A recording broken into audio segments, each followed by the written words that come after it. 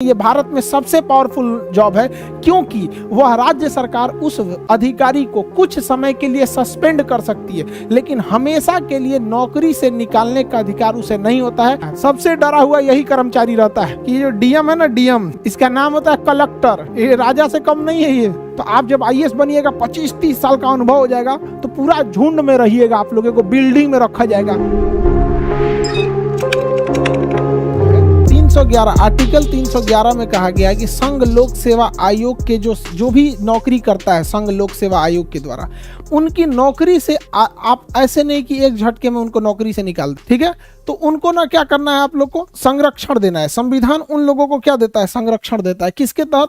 311 के तहत। इसलिए देखिएगा, आईएएस अधिकारी जो डीएम एसपी होते हैं, इन लोगों को नौकरी से निकालना काफी टफ हो जाता है। जो डीएम वगैरह होते हैं, डीएम एसपी मजिस्ट्रेट, इन लोग को नौकरी से निकालना काफी टफ हो जाता है, क्योंकि अगर आपने यूपीएससी या स्टेट पीसीएस के थ्रू क्या लिया है, जॉब लिया है, तो आपके लिए संरक्षण का अधिकार किसमें है? 311 में है। किसमें दिया गया है?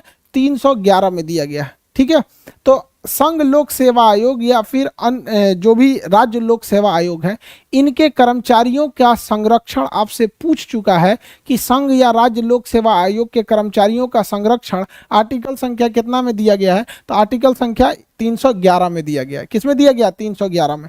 अब हम चलते हैं 312, उसके बाद चलेंगे 315। देखिए 312 में क्या कहा है, तो इसको पहले समझते हैं। अखिल भारतीय सेवा क्या होती है? 3 टाइप की नौकरी को ध्यान से समझिए। ये 3 नौकरी, एक होती है अखिल भारतीय सेवा। अखिल भारतीय सेवा, अखिल भारतीय सेवा, सेवा का अर्थ होता है नौकरी, सर्विस, अंग्रेजी में कहते हैं सर्विस। ऑल इंडिया सर्विस, इसे क्या कहेंगे? All India service. एक होता है केंद्रीय सेवा, केंद्रीय सेवा, सेंट्रल सर्विस, केंद्रीय सेवा, सेंट्रल गवर्नमेंट का नौकरी, सेंट्रल सर्विस। और एक होता है राज्य सेवा, राज्य सेवा, state service, state service, state service. देखिए इन तीनों में मेन अंतर क्या होता है? इसमें होता है जो अखिल भारतीय सेवा होती है, इसमें आपकी नियुक्ति करती है केंद्र सरकार, आपकी नियुक्ति करती है केंद्र सरकार और भेज देती है राज्य सरकार के पास कि जाइए उस राज्य में ड्यूटी कीजिएगा और उसी राज्य से सैलरी ले लीजिएगा। जैसे आईएएस अधिकारी, आईएएस अधिकारी को सेंट्रल गवर्नमेंट नियुक्त करती है, ट्रेनिंग दे देती है, सेंट्रल गवर्नमेंट ट्रेनिंग दे दी। अब उसका कैडर डिसाइड करेगी कि किस स्टेट में उसे भेजना है। गुजरात में भेजेगी, कहेगी जाओ गुजरात में सर्विस करो, गुजरात में नौकरी करो, वहीं से सैलरी ले लेना। तो ऐसी नौकरी जिसे केंद्र सरकार नियुक्त करती है और केंद्र सरकार ट्रेनिंग देती है, लेकिन वह व्यक्ति आके राज्य सरकार के डिपार्टमेंट में सेवा देता है और राज्य सरकार से सैलरी लेता है, ऐसी नौकरी को अखिल भारतीय सेवा कहते हैं। यह भारत में सबसे पावरफुल जॉब है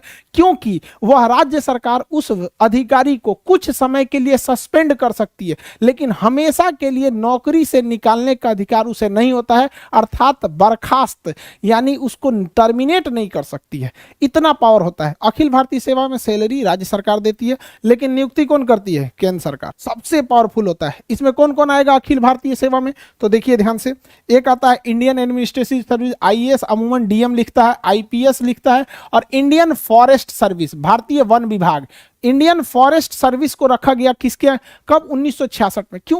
क्योंकि हमें उस समय आभास हो गया कि जंगलों की कटाई इतनी तेजी से चल रही है कि छोटे मोटे कर्मचारियों को वहां के ठेकेदार, विधायक उधायक डरा धमका मिला उला के कटवा लेते हैं सब पेड़ वगैरह। तो वहां आभास हुआ कि एक ऐसे अधिकारी की जरूरत है जो राज्य सरकार या लोकल लोगों से उतना न डरे।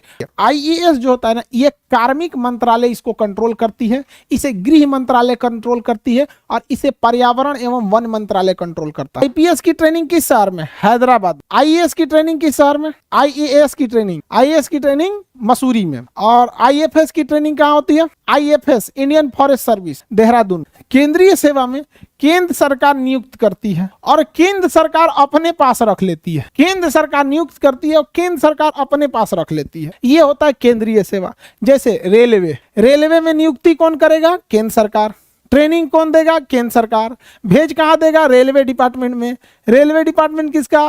केंद्र सरकार का। सैलरी कौन देगा? केंद्र सरकार। अगर आपको राजदूत बना के अमेरिका भेज दिया जाता है, अगर आपको राजदूत बना के अमेरिका भेज दिया जाता है, तो नियुक्ति कौन करेगी? केंद्र सरकार। किसके थ्रू? यूपीएससी के थ्रू नियुक्ति करेगी केंद्र सरकार और सैलरी देगी केंद्र सरकार। आपको कभी जापान, अमेरिका, रूस भेजेगी तो केंद्र सरकार के निर्देश पर जाएंगे। यूपीएससी में अगर आपको इंडियन पोस्टल सर्विस मिल गया या इंडियन रेवेन्यू सर्विस मिल गया, इंडियन रेलवे सर्विस मिल गया, तो ये सब केंद्रीय जॉब होते हैं। कौन से जॉब होते हैं? केंद्रीय जॉब। तो जरूरी नहीं कि यूपीएससी में आपको सब अखिल भारतीय सेवा मिल जाए। राज्य सरकार आपको नियुक्त करेगी, राज्य सरकार नियुक्त करेगी, राज्य सरकार ट्रेनिंग देगी और राज्य सरकार काम कराएगी आपसे और वेतन देगी। सारा चीज जब राज्य सरकार के अंडर में आ जाता है तो राज्य सेवा कहलाता है।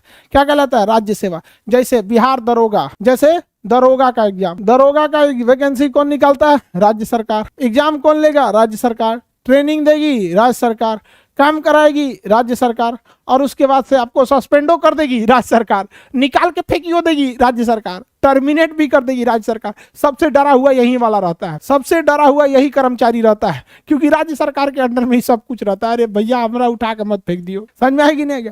अब जैसे कोई केंद्र सरकार, कोई एसएससी से आया है और Indian service selection board, SSC service selection commission, तो ये होता है ना स्टाफ सिलेक्शन वाला, सर्विस सिलेक्शन नहीं जी, वो तो दूसरा होता है, एसएसबी हो जाएगा, एसएससी। अब उसमें आपको कोई इनकम टैक्स में इंस्पेक्टर बन के आए तो केंद्रीय नौकरी है। बिहार सरकार उसको सस्पेंड भले कर सकती है लेकिन नौकरी से हटा नहीं सकती है अगर कुछ गड़बड़ करेगा। हालांकि वो केंद्र सरकार का है, बिहार सरकार उसको कुछ टच भी नहीं करेगी, यूपी सरकार। आप रेलवे में टेक्नीशियन, सपोज कीजिए लोको पायलट है, ट्रेन चला रहे हैं, ऐसे स्टीयरिंग नहीं होता जी, ए9 हैंडल होता है, ट्रेन चला रहे हैं, तो क्या राज्य सरकार आपको, यूपी सरकार का ये खराब ट्रेन चला रहे हो हटो, नहीं हटा पाएगी? कौन हटाएगा? केंद्र सरकार हटाएगी। तो सबसे ज्यादा कर्मचारियों के पास पावर किसके पास रहता है? अखिल भारतीय सेवा के, और सबसे कम राज्य सरकार के पास। जैसे पुलिस हो गया, सरकारी स्कूल के टीचर देखिएगा पोलियो पिलाने के लिए भेज देता है, कभी कभी चुनाव में ड्यूटी लगा देता है, कहीं कहीं तो नहीं लगाए ना इन लोग चुनाव में ड्यूटी। डीएम पूरे जिले के चुनाव का अपना सबसे बड़ा अधिकारी होता है, डिस्ट्रिक्ट मजिस्ट्रेट सबसे बड़ा पावरफुल होता है। लोग कहते हैं कि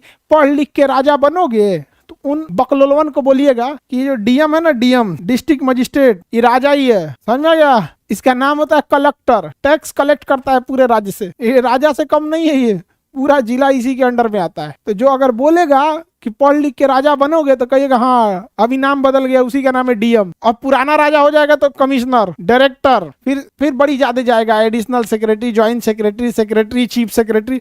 चीफ सेक्रेटरी तो बहुत बड़ा पावर होता है, समझ में आ रहा है कि नहीं आ रहा? मुख्यमंत्री कोई भी डिसीजन चीफ सेक्रेटरी से पूछ के लेते हैं, चीफ सेक्रेटरी साहब क्या कहना है आपका? तो भैया चीफ सेक्रेटरी बहुत पुराना होता है। ये आईएएस जो निकालते हैं लोग ना, 25-30 साल का जब आपके पास अनुभव हो जाता है, बूढ़े हो जाते हैं, तब आप लोग को चीफ सेक्रेटरी बनाया जाता है। तो आप जब आईएएस बनिएगा, 25-30 साल का अनुभव हो जाएगा, तो पूरा झुंड में रहिएगा, आप लोगों को बिल्डिंग में रखा जाएगा। जितना पुराट आईएएस रहेगा सब ना, यूपीएससी निकाला हुआ, आप लोग कैसे क्लास में बैठे हैं, अभी एग्जाम निकालना है आप लोग को, सबकी ख्वाहिश है यूपीएससी निकाल लें। तो ऐसे ही अलग अलग शहर से कोई यूपीएससी निकाल के आया रहेगा, कोई कहीं पे 20 साल डीएम रहा है, कोई आईपीएस रहा है, कोई कमिश्नर रहा है, उसको फिर बुलाया जाएगा, बड़का बिल्डिंग में उसको रखा जाएगा, उसका नाम रहेगा सचिवालय। सचिवालय में सब ऐसे ही बड़का रहता है, उसी सबसे डिसीजन लिया जाता है। समझ में आ रहा है कि नहीं? तो काफी बड़ा पोस्ट होता है।